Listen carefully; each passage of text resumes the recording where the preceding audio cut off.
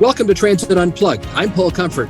Great to be with you on another edition of the world's leading transit executive podcast, Transit Unplugged in Depth this week. I recently had the opportunity to attend the UITP Middle East North Africa, or MENA conference in Dubai. And while I was there, I spoke and moderated a panel, hosted a CEO roundtable, did lots of fun things. And one of the things we did was sit down and interview the COO, the Chief Operating Officer of the public transportation system in the Middle East nation of Oman. His name is Mohammed Salim Al Ghafri. Became friends with him. He tells us today all about how public transit works there in his nation. I think you'll find it a fascinating interview. On today's episode of Transit Unplugged in Depth. Welcome to another episode of Transit Unplugged, and today I'm excited to be coming to you from Dubai in the United Arab Emirates for the UITP Middle East North Africa Transport Congress, meeting lots of interesting people here, including my first friend from Oman, which is a nation here in the Middle East, and it is Mohammed Salim Al Ghafri. Mohammed, thank you so much for being with us. Thank you, Mr. Wu. It's my pleasure to be with you. There's a little bit of great Arabic music going on in the background. You may hear it as our soundtrack to this podcast. Very good background. That's right, yeah. So, hey, tell us a little bit about Oman, the country that you're from, and then we'll get into your transport system that you had there. Okay, so Oman is officially known as Sultanate of Oman, and it's in the southeastern of the Arabian Peninsula. The capital of the country is Muscat. And we have more than 4 million inhabitants, 4.5 million, so not that many people living in Oman. And my friend Munir said you all are very hospitable there. Yeah. You like to show people a good time and enjoy themselves there. The Omani people, they know him for the hospitality and welcoming people. They welcome all type of people with all the cultural background. That's great. Yeah. So tell me about your public transportation there.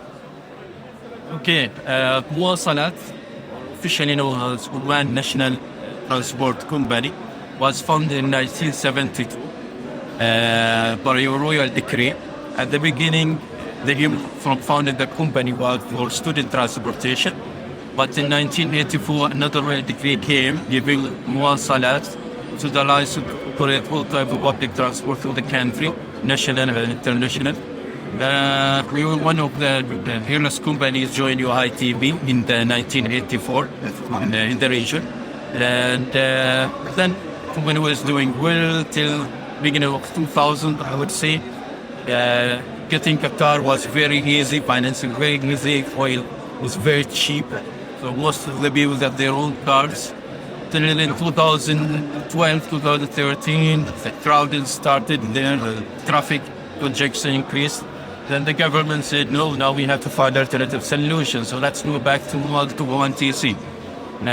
So they came with a new strategy for the public transport. I was also heading that project. The plan was planned for 2015 to 2040 for the buses mainly. So we got the first thing we have done, changing the logo, changing the branding of the company, get rid of all that's linked us with the old brand. We came with a new brand called Mwasalat. You can see the red, and anyone can just Google it. You can see the nice coloring of the logo. And we win like 3 times. We were the most trusted brands in Oman. Really? That's great. You must provide good quality service if you're a trusted brand. We do, actually, I think. Our customer satisfaction is above 91%, 93% I think last year. It was difficult at the beginning. The consultant that we have done, the development, the master plan said, you may transport around 5,000 passengers in a day, the capital of Muscat. Okay. I said, okay, we'll take the challenge. We started with 5,000. We started actually 5,000, 6,000, 8,000, 9,000. We reached to 25,000 passengers in a day. In the holidays, weekends, we reached to 28,000 in a day. And that's like a car. And it was really an achievement in the country that depending on lots of cheap oil. Yeah. And the roads are convenient. Still, we made. I remember His Excellency, the Minister of Transport, we start a public transport. We thought, how we will run a bus service here with this congestion, this traffic. Good, Your Excellency, there's no traffic in Muscat, believe me. You should know see the other cities, you can see the traffic. Yeah. But we are really having a good operation control center in which they monitor the buses and they can ask the driver to slow down, speed up a little bit so we can maintain our frequency. That's good. So that's what you operate. You have big buses. That's your main form of transport there? Yes. The main public transport mode in Oman is buses. And how many buses do you have? We have almost 524 buses. Okay. We have minibuses operating for schools. We have the city buses and we have the intercity buses. So we link Muscat to all other cities of the Sultanate. Okay. Our longest route is more than 1,000 kilometers driving. Wow. Yeah. And we have international cities also connected to Dubai, for example. And currently we have a plan also to connect to Abu Dhabi through our friends. Okay, Yeah. that's good. And do you operate these buses with your own employees or do you contract it out? No, we use our own drivers, and our intercity drivers are all Omanis, all nationals. Okay. And our intercity in city buses only we have 10% of them are expats. Okay. But the rest of our workforce is Omanis. Our Omanization percentage is 94%. And we win also the GCC awards for the nationalization in this field. Because you can see, I think in all GCC you'll find the Omani only driving a bus. Yeah. With his traditional clothes. Is that right? Yes. Oh, so that's their uniform, is the traditional clothes? Traditional clothes. We gave them the choice whether to use the uniform, the company uniform, Yeah. or you can use your traditional clothes. Most all Omanis, they use traditional. And what's that look like? What kind of clothes does it look like? Yeah, it's dishdash, the traditional, what we call it in Arabic region, we call it dishdash. Okay. And there is a turban, Right. the heads, or a cap. Or cap. Omani is special, someone can Google it and he can find the traditional Omani. Yes. So what's your job over this transportation system? Explain what you do. Okay. When I started in the company, I was in another company. My father told me, crazy going to this company in 2013. It wasn't branded. The reputation of the company wasn't that good in the industry. So my father was really upset for me why I'm going to this company. I told him, Dad, I met the chairman, I met the CEO, and they have plans to shift the company. And really, they want talent to be able to deliver and drive these changes. I think try your luck. Let's see how it enough with you. So I started the company as a supply chain manager, but also I was the board secretary. I was running a couple of the projects in the beginning of the new era of Mwasalat. So I was the rebranding project manager. I was also the strategy project manager and the company restructuring, and also the first specification for the buses I designed it with. So yeah, starting from there, then the board gave me also the trust to be the general manager after some time. Then from the general manager, I'm currently the chief operating officer of the company. That's great. Mwasalat, we have, as I mentioned, 524 buses, and we have around 1,400 employees, and we have also ferries. So we have 6 big ferries operating the coastal area in Oman. So we link Shanna, a city called Shanna, the coast, to an island called Masira. Okay. And we link Oman, also Shinas, the city called Shinas, to the northern area, which is suburbia also from Oman. It's an island called Musandar. Nice. Yeah. Wow. So tell me about an average day for you. Like, what time do you start? What do you do all day? Okay. Every day it's have its own challenges, I would say, especially when you're dealing with around 900 drivers. Yes. So starting in the morning, most of my morning at 8 o'clock, I start reading the emails, the most important emails, then starting the meetings with the team, seeing what we have done last year, the challenges of the day. Yes. Public transport, always there is a new challenges on a daily basis. Yes. Especially with the, I would say, driver repairing absenteeism, the main challenges with the member, and then it will come to the buses availability, the vehicle of road, and all of these things. But I have a really very good team. I would always say that we have more than 90% of our drivers are really good, really good. And always when we run charter services or contract services, always hear a good feedback about our drivers. So I'm really proud of them. Really much. Good. Yeah. We have achieved now without the team in the background. We have really good team. Our reliability is 98%.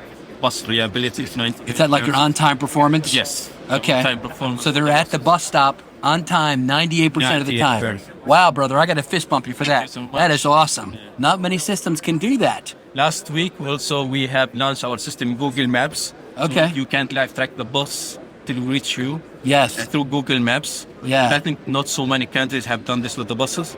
So now the chairman was checking.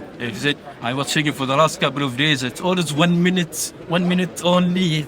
And you want to catch 3 minutes, 4 minutes. I said, no, it's not allowed.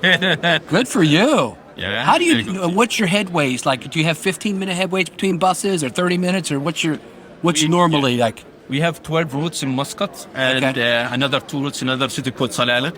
So in Muscat we have 15 minutes frequency, we have 20, we have the maximum 30 minutes frequency. Okay. Yeah. And we have our own operation control center. So they monitor each bus on rail. Right. And they see if the bus got stuck, for example, in the traffic, and another bus in the front of him. Once this bus got off the traffic, they will tell you speed up a little bit, and the bus to keep the distance. Yeah, so you don't have bus bunching. Yeah, that's great. All right, so you have some meetings with your staff. Then what do you do the rest of the day? Just handle problems, or you basically like we call it a firefighter. You have a fire. Yeah. We do a lot of strategic meetings with the CEO.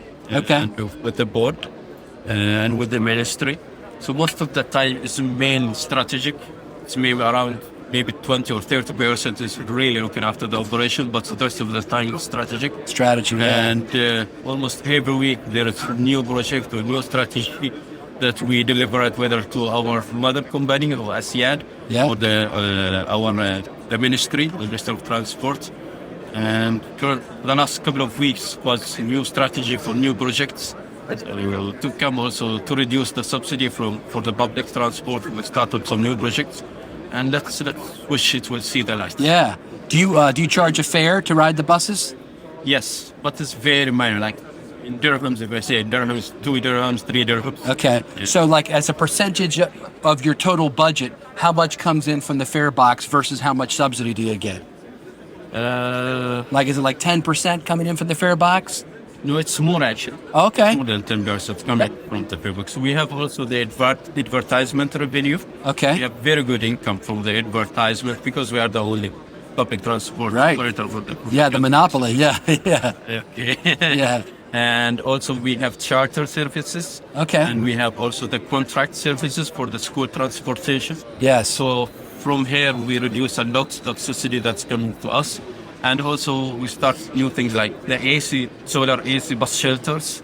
It's to encourage the sustainability. Right. And it's also sponsored by other companies, but mainly by oil companies, also by oil companies. They put in solar power in your bus stops so you can have air conditioning? Yes, and also they put their naming rights, and we got the income for 5 years for the naming rights. The naming rights for the bus shelter? For the bus shelter. Oh, that's cool. Wow. That's very interesting. Yeah, that's a great... because it gets really hot over here, right? Up to like 50 degrees Celsius? Yes. In the summer? Yeah. Yes. So people would be melting out there if they didn't have air conditioning. So that's why we have the AC bus shelters, and we have the live tracking for the buses. So you can set in your office, it will take you only 3 minutes, for example, to reach to the bus stop. Right. So you can start at that time. That's good. Yeah.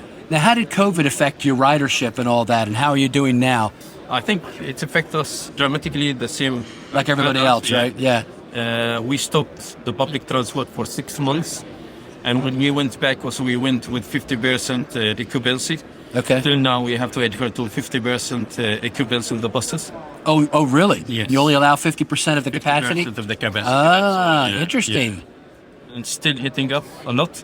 But I can see the numbers are going up again. Yeah, that's what's happening around the world. It will take some time. But I don't think we'll be able to go back to the numbers we had before the pandemic. Yeah. I mean, it will take some time. Let's see how it goes. So the people that ride your bus, have you done surveys to figure out, are they going to jobs or are they going to shopping, or like what are they mostly doing? Yeah, the recent survey we have done in October, And we have as I mentioned, the satisfaction was around 93%. The Omanis using the public transport, it was around 26%. And believe in a deep private car culture in Oman, 26% is very high. Yeah. Using the public transport. And also ladies using the public transport around 24%. Okay. So in our bus, we have the front seats, or the front lane, 2 lanes of the seats is for ladies and families. Oh, okay. So from the culture point of view, so we Right. expect that. We find also around 45% of our passengers are daily passengers, people using the buses to go to their jobs. So they're going to jobs, yeah. Okay. And we find also around, if I'm not mistaken, around 46% they enjoy the bus. They use the bus because they enjoy it. Wow, Yeah. that's nice. So what are your plans? You say you're working on strategy. Can you tell me some of the plans you have coming up to improve the service that you already provide there, or new strategies? Yeah. So still the long-term bus master plan, we have maybe a small percentage we have done out of it. So we have to start operation of city transport in other cities. And also from the technology part, we have our new system for the AVM and AFC just launched recently. And we are going to phase 2 for the intercity reservation system. And also we are going this year for many systems, I would say. The fleet management system, the UITP system, and ride-hailing system.